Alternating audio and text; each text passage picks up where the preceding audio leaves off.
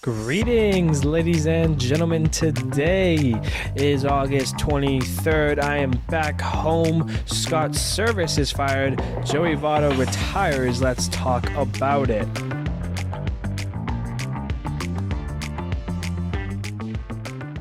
Hello, everybody. My name is Steven. This is the middle of the order. How are we doing today, ladies and gentlemen? It is Friday. Back home from Oakland. What a trip. What a couple of games I went to. Great environment. Definitely a big change up between the Sunday game against the Giants with 35,000 next to the Rays game on Monday that had nearly 6. So, yeah, definitely a fun stadium. And as mentioned, if you get the chance to check it out, I would do so before the year's over. One last chance to see the Coliseum. Diving into today's episode here, going to be a little bit of a longer one, I would guess, just because of the amount of things I want to go over, but maybe it's about the same time as well. I don't really know. Things to talk about here, so yeah, with that being said, let's jump into our series recap. All right, leading us off, we have the Reds and the Blue Jays as Cincy is in Toronto. They open the series with a 6-3 win before the Jays drop a season-high 5 home runs against them, leading to a 10-3 win before the Reds finish them off. An 11-7 victory for the Reds. They take 2 of 3 from the Blue Jays. Two of the top AL teams at it, Guardians and Yankees in Yankee Stadium. A 3-3 game after 9 went into extras. The Guardians blow it open in the 12th. 6-run score. Guardians take the first game 9-5. But after that, it was all New York. An 8-1 victory for the Yankees, followed by a 6-0 victory for them. Yankees take 2 of 3 from the Guardians. Angels and Royals now. Royals a 5-3 win and opening up the series, but the Angels shut them down in the second game. They take that one 9-5 before the Royals shut out the Angels in the last game 3-0 as Kansas City takes 2 of 3 from the Angels. Pirates and Rangers now. Rangers, the same way as we've done some of these series already, they opened it up with a 4-3 win. Pirates tie it up, a 4-0 win for them. And on the road match, Rangers would walk it off. Wyatt Langford, he gets the base hit knock to make the 0-0 game a 1-0 game. The Rangers win it and take 2 of 3 from the Pirates. Red Sox and Astros. This one could have been a lot more fun. The first game was plenty of fun. Astros walk it off. Yanier Diaz walk-off home run for him.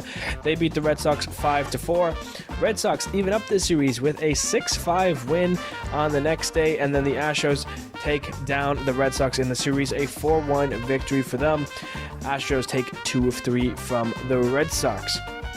Rays and A's would play 4 in Oakland. The A's open up the series with the win, 3-0 there.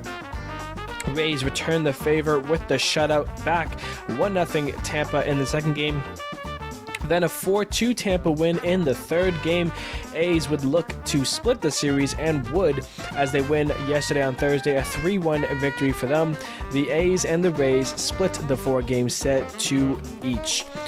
Oilers and Mets. This one was a lot of fun for the Mets in this series here. They open up the series with a 4-3 win on a walk-off Francisco Alvarez bomb as the Mets take that one.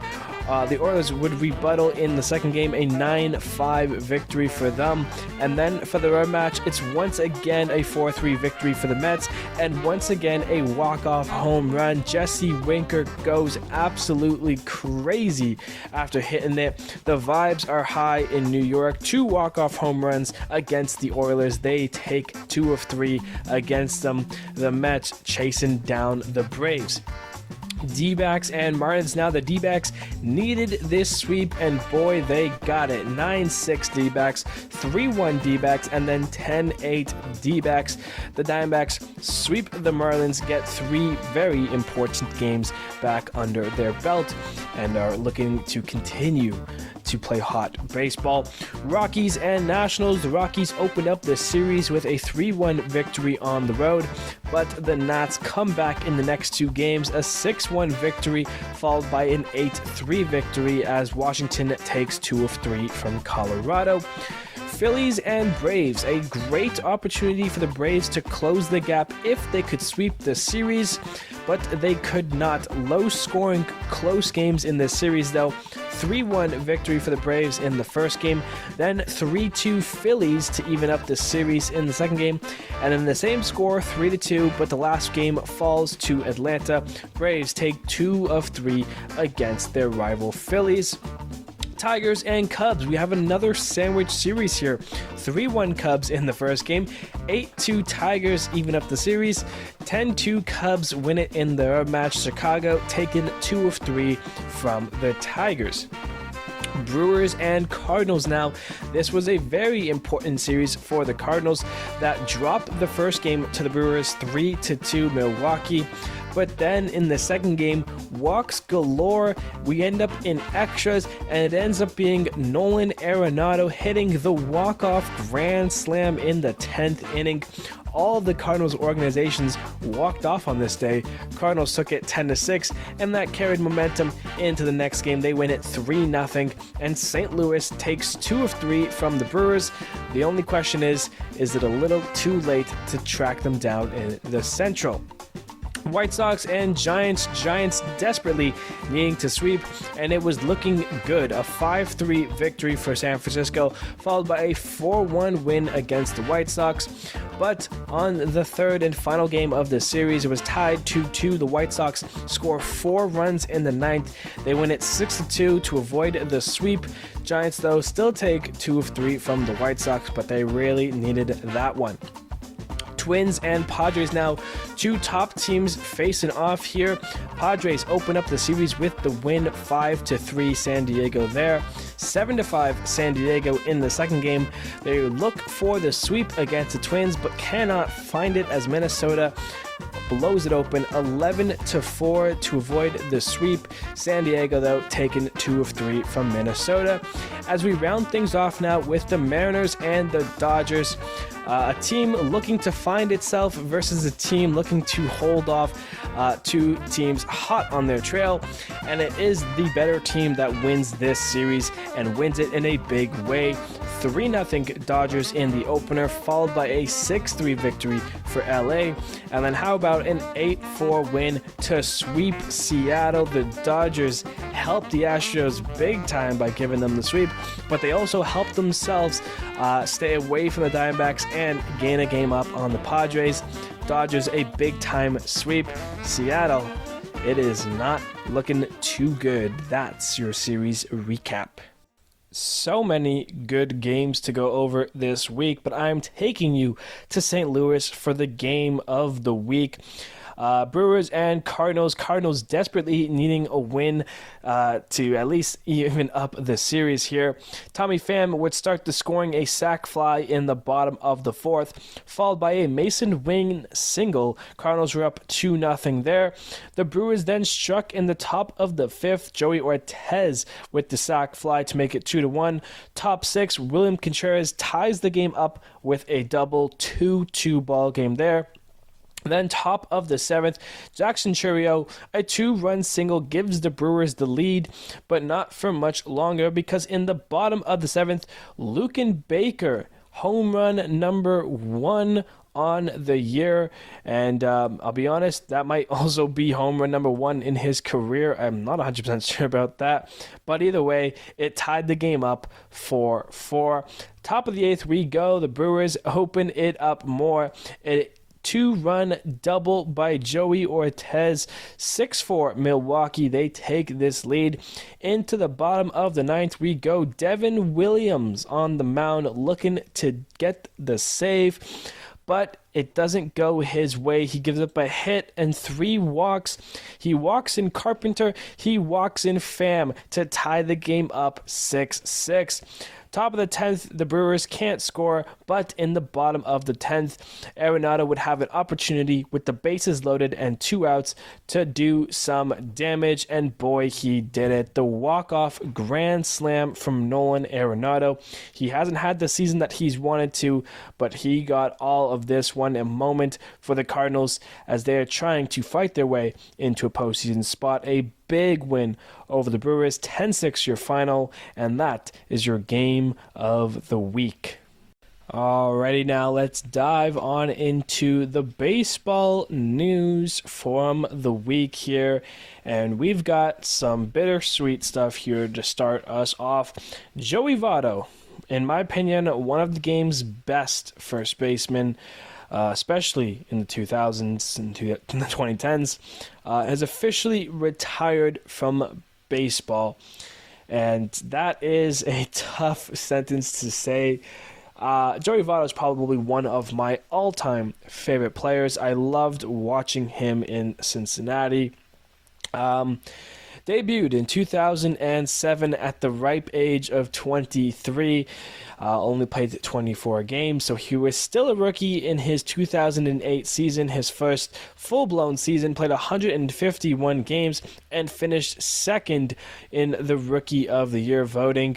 Then, in 2009, he finished 22nd in the MVP voting. Did I say he finished second? Yeah, he finished second in 2008 in the Rookie of the Year, finished 22nd in the MVP voting in 2009, before winning it in 2010. He won an MVP, and it was his first All-Star. He was incredible. In his 17-year career, all with the Cincinnati Reds, he obviously was an MVP. He won a Gold Glove in 2011, collected 356 home runs, a career .409 on-base percentage, 2,135 hits, a .920 OPS for the 6-time All-Star in his whole career, 64.4 B-WAR for his name here. He had 4 seasons finishing with an OPS above 1,000, leading the league in on-base percentage pretty much year in and year out in the early 2010s here. Led the league in walks in 5 different seasons. He did it all. He's a class act guy. You know, his antics on and off the field were just absolutely legendary there. Since he announced it on his Instagram. So many clips have circulated over some of the best Joey Votto moments in his career, all of the funny interviews. There's just so much to love about this guy. And, you know, he was true to the Reds, you know, and last season, his last MLB game in 2023, he got ejected from. He never got to finish his last game, which I think is really funny. Of course, signed with the Blue Jays this offseason, his hometown, Toronto in Canada. In spring training, he saw 1 pitch and absolutely belted it for a home run. And since then, dealt with injuries, had a hard time coming back. Recently was playing with the Buffalo Bisons, the Blue Jays AAA team, trying to go and get comfortable and hopefully, you know, make his way onto the Jays. But honestly, it just came down to not being himself, not having the strength that he once did to play baseball, and called it quits. And, you know, he took to Instagram with a little video and put out just a bunch of like positive messages and good tweets and stuff going forward. He obviously thanks all of the Reds fan base in Cincinnati. Specific players he mentions in his post. He also wants to thank Toronto and Canada. He, you know, saying that he just isn't good anymore is the quote that he had here. And then he also put out a little statement as well. When he was heading to Cincinnati after announcing retirement, his Uber driver asked him if he's a player, and he said, "No, I'm not," which is pretty funny. Just another great Joey Votto quote, one probably final one for now. I would love to see Joey Votto in the booth. I would love to see him doing interviews, whatever it is to keep him in the game of baseball in some shape or form. Give it to me, inject it in my veins. I want it. But just an absolute stellar performance and a great career for Joey Votto. In my opinion, a first ballot Hall of Famer. I think he should have no issue being a Hall of Famer. He's just been an absolute joy to watch from when I started watching baseball heavily to last season when he officially played his last game. Joey Votto, I have his jersey as well, so I'm very happy to have that part of my jersey collection. And one of the game's greatest and an end of an era for sure for not only Cincinnati, but Major League as a whole. Alrighty, now moving on, we got to talk about the Seattle Mariners, specifically the Mariners' decision to fire Scott Servais, their manager. He is being replaced right now. I'm not sure if it was interim or if it is just a full hard replacement. Dan Wilson will take over Seattle for at least the rest of this season and possibly more. We got to talk about what happened with Seattle and what's going on with them because they are faltering heavily. Go back, a month, 2 months ago, Seattle's comfortably in first place in the division, 6, 7, 8 games up on the Rangers, the defending World Series champions, and the Houston Astros. So Seattle was so comfortable. Houston got hot. No doubt about Houston got hot. But you still have a 7-game lead over them. How do you let them catch up to you? If we go back exactly a month today back, Astros and Seattle are tied for first place. So in the span of a month, the Astros made up the 7.5 games, whatever it was, and then had a month here of battling them, getting close games. And now you look at the standings, and Seattle's 2-8 in their last 10 and 5.5 back of the Astros. It's been a complete 180. The Astros, in the span of like a 2-month process, have gained up 14 games, give or take, on the Mariners. And it's not like it's happened. Like, it's pretty much happened suddenly. Like, they kind of came out of nowhere, came out of the blue, did their thing, and are now looking to have another AL West division under their title. The Seattle Mariners in the month of August, I said they're 2-8 in their last 10. They're 7-11 in the month of August, so not anything great and nothing to smile about from being a postseason team. They just got swept to the Dodgers. They lost 2 of 3 to the Pirates and then was swept by the Tigers. That's how the last 9 shape up for Seattle. They did sweep the Mets, but then the last week before, they lost 2 of 3 from the Tigers, and they won 2 of 3 from the Phillies. Out of all the teams, the series that they won are against the Phillies and then swept the Mets, while they're losing to the Tigers and Pirates. That is unacceptable if you are a postseason team. Now, if you're Seattle, you have to have a hard look in the mirror and say, we have to go and win now. Thus, the managerial change. They've got a 3-game series against the Giants and a 3-game series against the Rays, all at home. They need to go and win 5 of these games. They need to start statement-winning games, because then after that, they have a series against the Angels, and that brings us to September. The final month of baseball here. Their second to last series is a 3-game series against the Astros before they finish it off with the A's. That is huge for Seattle.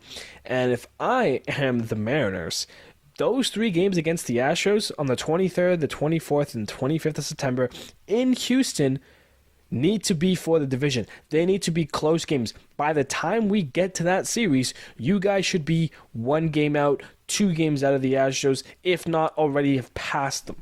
That's what needs to happen, because then you have a series against the A's, and that can pretty much, unless you throw it away, which you have done so far, win you the division. Seattle has no excuse to not win the division. They went for it at the deadline. They brought in Randy Arozarena, Mr. Postseason guy. This guy in 2020 made a name for himself because of how much of a great postseason he had.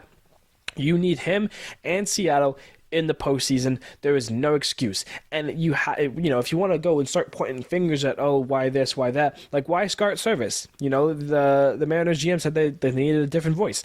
And that's fair. Scott Servais has served the Mariners very well for 9 seasons throughout losing seasons, tough years for him.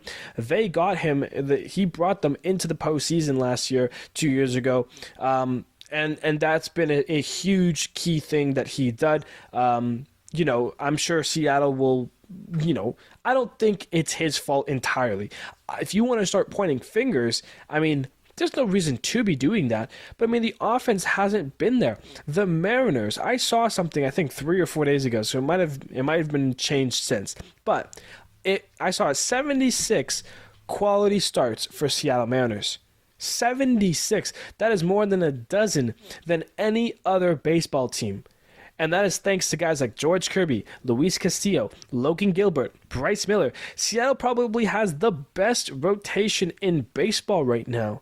And of those 76 quality starts, they have lost 25 of those games. That is unacceptable. Whether it's the bullpen blowing out late games, or the offense not being able to score runs. It's been a collective bunch. The starting pitching is great, but Seattle is losing those games, losing close games that the offense needs to be there, and it's just not happening. If we go and look at this Dodgers series, they scored 4 runs on Wednesday. That was the most that they've scored in a game since the Mets in the 11th, like basically 10 days ago. They scored 3 runs, no runs, 3 runs, 2 runs, 3 runs, 1 run, 2 runs, 1 run, 12 runs. So, the Seattle support and the offense just isn't there. It just isn't happening. If I'm going to pull up some of the numbers really quickly here, because this is a huge problem if Seattle can't bring it together. They have an opportunity right now to make an impact in a huge division race. They are now on the outskirts looking in. They are further back from the wild card, or from the division, or no, they are further back from the wild card in the division, which means if Seattle wants to make the postseason, they have to get the division. They need to beat Houston. That's what that comes down to. The wild card's out of it. 7.5 back for the wild card. Tampa Bay is higher than them in the wild card, and I think Tampa Bay has no shot at making the postseason right now. So they need to do it against the Astros. Not a single hitter with an OPS above 800. That is your problem. When Victor Robles, who has played 50 games for you this season, has the best team OPS at 753. Samard Taylor has played 3 games and his OPS is 800. I'm not counting that. Victor Robles as the highest OPS hitter in 50 games. Then you have Cal Raleigh at 120, Luke Raley at 109. Games played, their OPS is 738, 733. Seattle, they dropped Teoscar, they dropped guys because they wanted less strikeouts. 7 of their hitters have 100 or more strikeouts. Cal Raleigh, who's off of OPS and off of numbers wise, is one of their best hitters. He has 27 home runs. He has 89 hits. That's not bad. He has 141 strikeouts.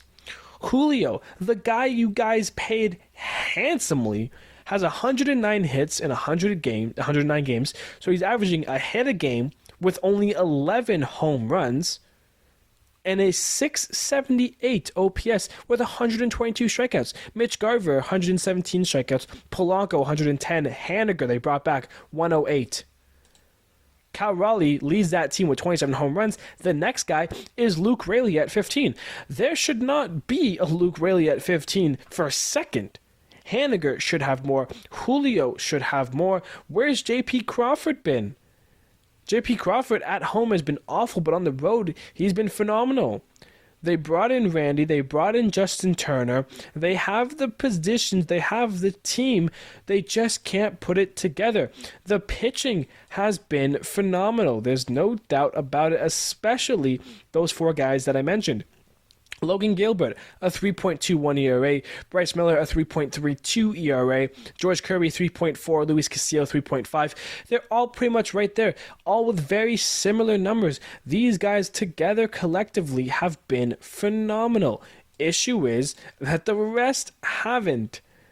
And I mean, like, that's just tough. And if I'm Seattle, you got to take a hard look at the mirror right now, get out of this slump, and win some ball games and win some fast. You have 8 games for the rest of August. You gotta win 6, 7, if not take all 8. You need to get hot. You need to do it quick because you got just over a month left, and you guys need to go. Bottom line, and it comes from it, whether it is the managerial change that's going to help them. Doesn't matter to me. I want to see Seattle get hot right now. I want to see them, in 2022, the way they were just chasing, clawing for a postseason berth. And when they got it, when Cal Raleigh hit that home run, absolute jubilation. I'm not seeing that in this Mariners team. I'm seeing a defeated bunch. And for me, that's already a sign of, hey, wrap it up, call it a season. You're not making it past that. I need to see Seattle get hot and get hot now, or else it's pretty much wraps. All right, now after that, pissed on Seattle. Just want to go through some of the, kind of big named player moves that have happened recently, just because of how much, it's been. Talking about DFAs first. The Red Sox DFA'd Dominic Smith. The Tigers DFA'd Gio Urshela. The Cubs DFA'd Hector Neris. And the Dodgers DFA'd Jason Hayward. Some of these are surprising. Hector Neris, not surprising. He's been pretty bad, and it's part of the reason the Cubs have been pretty bad. They don't have a proper closer and a proper bullpen, so that's been tough for the Cubs. The Dodgers with Jason Hayward, that's a little surprising because I think just 2 days before that he got DFA'd.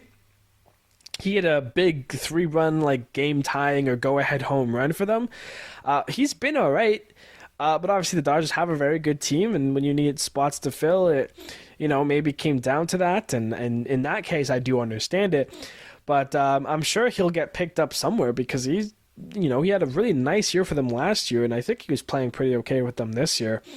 The Dom Smith, I don't know how he's been doing. Gio Urshela kind of surprised me as well.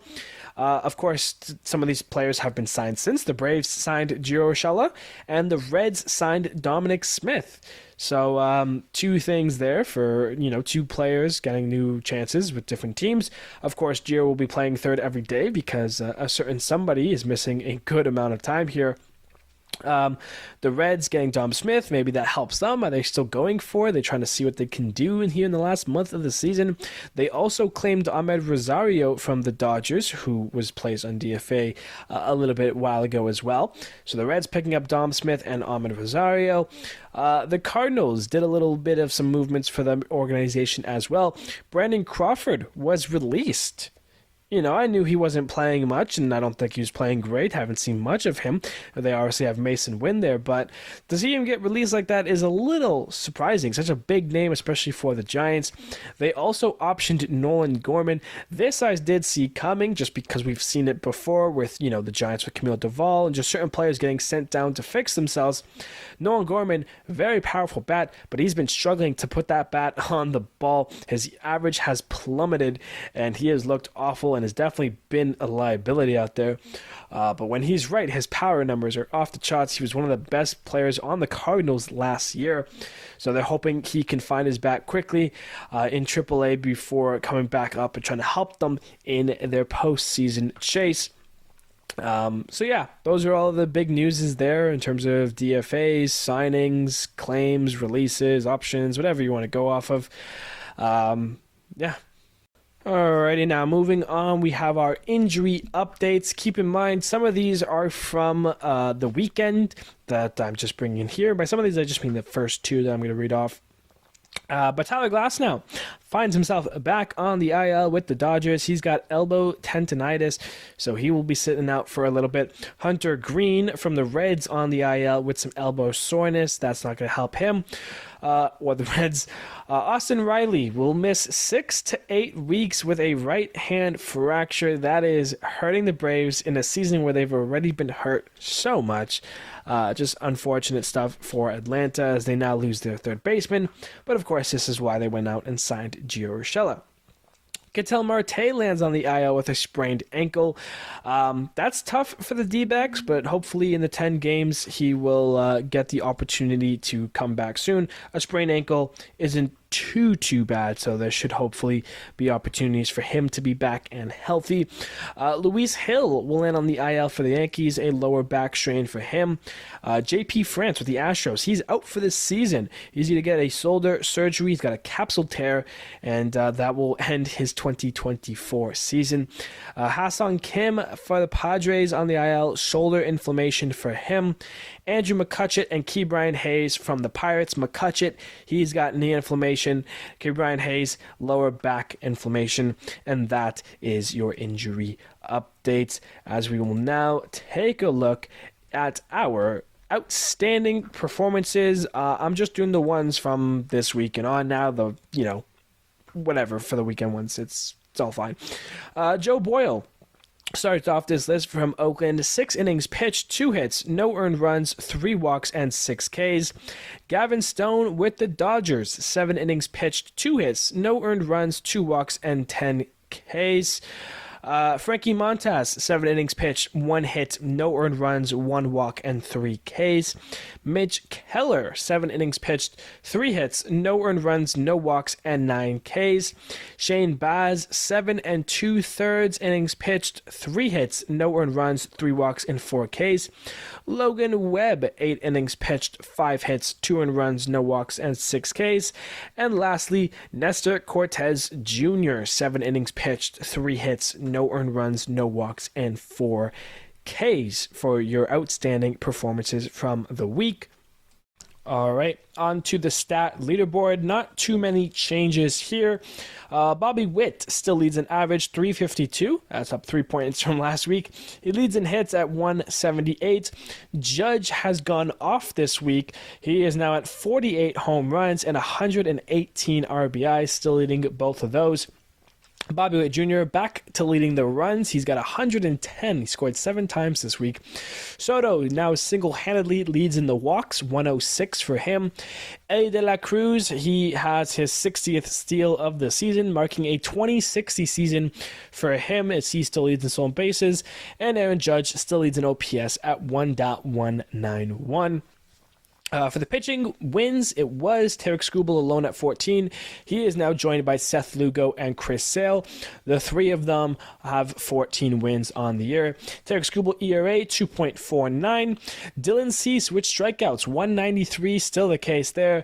And then the saves is now single-handedly Ryan Helsley. He's got 39 saves on the season and stands alone for that now there. The upcoming series for the weekend, here are some good ones. Rockies at Yankees, D-backs at Red Sox, Angels at Blue Jays, Astros at Oilers. That is a extremely fun series, one to watch for sure. Cardinals at Twins could be fun. Phillies at Royals is interesting. Tigers at White Sox. Rangers at Guardians. Giants at Mariners. Brewers at A's. Nationals at Braves. Cubs at Marlins. Reds at Pirates. Mets at Padres. And we round things off with the Rays in the Dodgers for your series, series recap. For your upcoming series, things to watch going forward here. And we'll now look to the playoff predictor to round off today's episode. In the 6th seed, it's the Minnesota Twins taking on the 3-seeded Astros, while the 5-seeded Royals take on the 4-seeded Oilers. Astros and Oilers beat up on those AL Central teams. We head to the ALDS, the Oilers and the Yankees, the Astros and the Guardians, and it is the Oilers beat the Yankees. The Guardians beat the Astros. Our ALCS matchup between the 4-seeded O's and the 2-seeded Guardians. It is the Oilers who beat up on the Guardians and head to the World Series. On the NL side of things, the Braves in the 6th seed taking on the Brewers in the 3 seed. In the Padres in the 5 seed taking on the D-backs in the 4 seed. Brewers beat the Braves. Padres beat the D-backs. So our NLDS matchups, the Brewers at the Phillies, the Padres at the Dodgers. Brewers upset the Phillies. Dodgers beat up on the Padres, which means our NLCS matchup, Brewers at Dodgers, and surprise, surprise, it is the Milwaukee Brewers heading to the World Series, which means we have a matchup between the Milwaukee Brewers and the Baltimore Oilers. And it is the Milwaukee Brewers who are your 2024 MLB World Series champions if the season ended today. Ladies and gentlemen, that is going to do it for us here today. Thank you, everybody, so much for listening, being a part of today's episode. A little bit of a, I guess, shorter one, to be fair, or at least on par. But yeah, we are getting closer and closer to the end of August. Teams will start to get eliminated. Teams will start to clinch. Postseason baseball is about a month away, a month plus. I'm very excited for the postseason this year. It seems like it's going to be a really fun time to watch some baseball. I appreciate you all. Thank you, everybody, so much. And I will see you on Monday.